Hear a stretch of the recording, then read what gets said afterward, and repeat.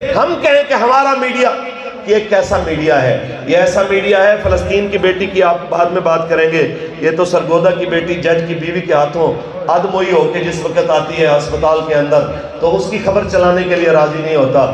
یہاں پہ ہماری عدلیہ، ہمارے ادارے، ہمارے اقتدار والے یہ تو اتنے بے غیرت ہیں کہ یہاں پہ مسجد فیصل مسجد کے سامنے کلفیاں بیچنے والا اگر آتا ہے اس کو تو کہتے ہیں 3 ماہ کی قید، 5 لاکھ روپے جرمانہ۔ تمہیں شرم نہیں آئی؟ روڈ کے اوپر کھڑے ہو کہ بیٹوں کے لیے روزی کمانے والے کو تو سزا ہو، لیکن بیٹیوں کی عزتیں لوٹ کے 6000 گندی ویڈیو بنانے والے کو پروٹوکول دیا جائے۔ ان سے آپ امیدیں رکھتے ہیں کہ یہ لوگ آپ کو بچا کے دیں گے جناب ان کی عزتیں۔ سانے ہے 9 مئی کے اوپر تو جناب عالم مگرمچھ کے آنسو بہا کے جے جے کار ہو رہی ہو، ادھر سے آ رہا ہے روزانہ وفد، جی ہاں مذمت کیجئے، شہداء کی توہین ہوئی ہے۔ میں خدا کی قسم کھا کے کہتا ہوں پاکستان کے جب سے بنا ہے تب سے لے کے آج تک کے پیروں فقیروں مولویوں تمام فوجیوں اور تمام ججوں وکیلوں کی وردیاں ایک طرف رکھ دی جائیں، کسی مسلمان بیٹی کے آنچل کی قیمت کے برابر ان کی کوئی حیثیت نہیں ہوتی۔ آپ مجھے بتائیے تو صحیح، سانے 9 مئی کا دکھ ہے تو بہاولپور کی یونیورسٹی کے اندر ہزاروں بیٹیوں کی جو عصمت لوٹی ہے اس کا کوئی دکھ نہیں ہے۔ یہ کیا بات ہے؟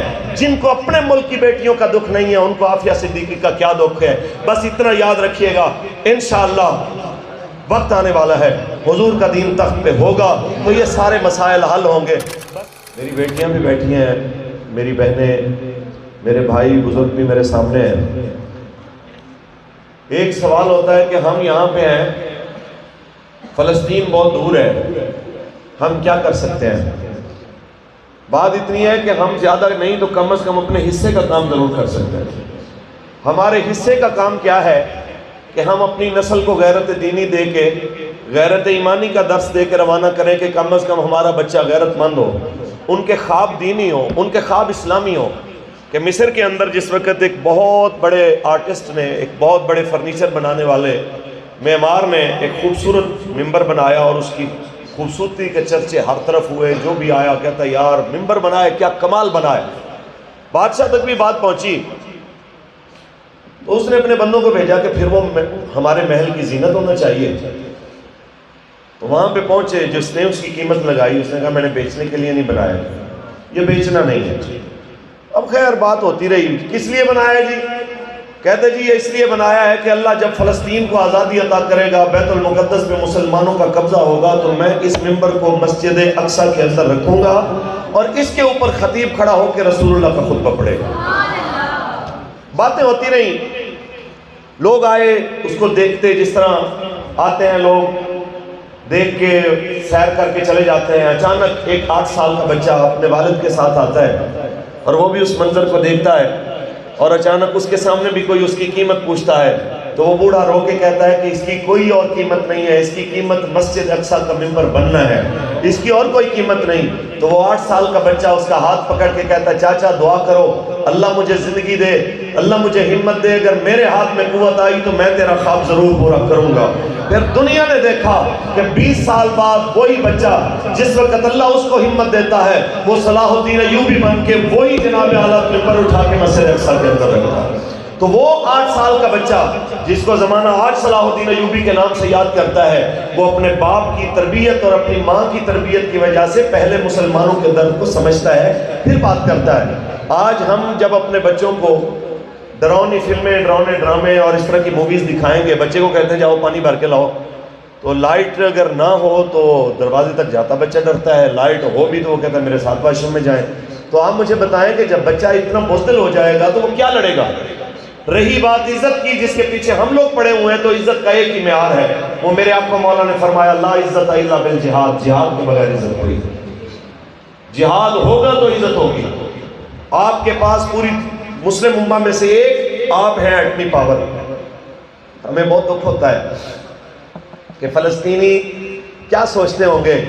یہ جس وقت ڈاکٹر عبد القدیر خان صاحب اور ان کی ٹیم کی محنت کی وجہ سے پاکستان نے ایٹمی دھماکے کیے تو اس وقت فلسطینیوں نے مٹھائیاں بانٹی، جناب بڑی خوشیاں منائی، کیا بات ہے، یہ ہے وہ ہے۔ تو لکھنے والے ایک کالم نگار نے لکھا کہ میں کہیں بیٹھا ہوا تھا اور اتنے میں ایک فلسطینی آیا اور اس نے مزدوری کرتا تھا، تو اس نے آ کے جتنے اس کے پیسے تھے اس نے آ کے کہا جی یہ کچھ کھائیے جی۔ اس نے کہا کیا ہوا؟ کہ آج پاکستان نے جناب ایٹمی طاقت ہونے کا جناب اعلان کیا ہے، انشاءاللہ مسجد اقصی آزاد ہو کے رہے گی۔ آج کتنا عرصہ گزر گیا، 25 سال گزر گئے، 25 سال گزرنے کے بعد آج بھی وہ اسی طرح ہی مر رہے ہیں، اسی طرح ہی تکلیفیں اٹھا رہے ہیں۔ آپ مجھے بتائیے تو صحیح، اگر اسی طرح ہم نے کفر کی غلامی کرنی تھی، اسی طرح ہم نے اپنی بیٹیاں اٹھا اٹھا کے غیروں کو دینی تھی، تو پھر مجھے بتائیے اتنے پیسے ایٹم کے اوپر لگانے کی ضرورت کیا تھی؟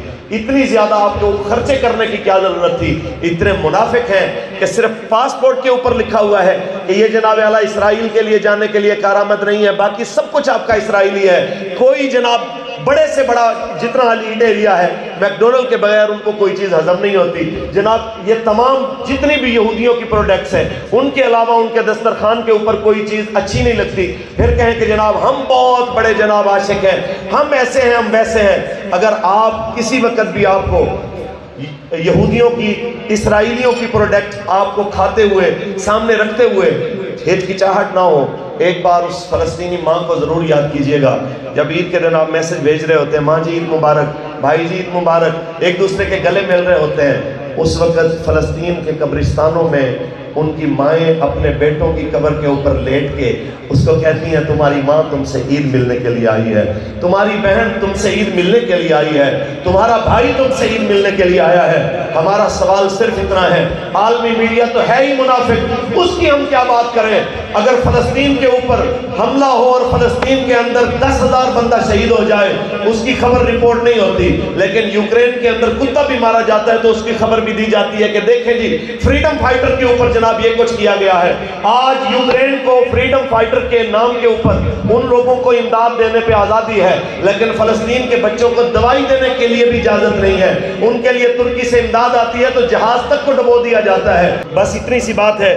عافیہ صدیقی آپ کی والدہ مرحومہ، آپ نے جس وقت قبلہ بابا جی امیر المجاہدین علامہ خادم حسین رضوی رحمۃ اللہ علیہ سے بات کی تو کہنے لگی کہ عافیہ سے جب آخری بار بات ہوئی تھی تو اس نے کہا تھا کہ میں بہت تھک گئی ہوں، میں بہت پریشان ہوں، اور جب میری پریشانی اور لاچارگی بیچارگی آخری حد کو پہنچی تو ایک رات رسول اللہ تشریف لے کے آئے۔ جب رسول اللہ تشریف لائے تو مجھے دیکھ کے حضور رو پڑے، اور میں نے کہا یا رسول اللہ میری آزمائش کب ختم ہوگی؟ تو کہتے ہیں میرے اس سوال کے اوپر آقا و مولا کی آنکھوں میں آنسو آ گئے، اور میرے آقا نے فرمایا عافیہ یہ تمہارا امتحان نہیں، یہ تو میری امت کا امتحان ہے کہ وہ تمہیں کب یہاں سے لے کے جاتی ہے۔ اب یہ ہماری اور آپ کی ذمہ داری ہے کہ ہم اپنی بیٹی کے لیے کیا کر رہے ہیں، اس کے لیے کیا آواز بلند کر رہے ہیں۔ آپ کی اور ہماری ذمہ داری ہے اپنے بچوں کو اپنے گھر کے اندر فلسطین کے لیے، اپنی بیٹیوں کے لیے، اپنی ملت کے لیے روزانہ کچھ نہ کچھ درس دیجئے، انہیں احساس دلائیے تاکہ آپ کے بچوں میں صلاح الدین ایوبی اور نور الدین زنگی کا جذبہ بیدار رہے۔ اللہ تعالیٰ مدرسہ نظام الملک کی ساری ٹیم کو اپنی برکتوں سے نوازے۔ السلام علیکم۔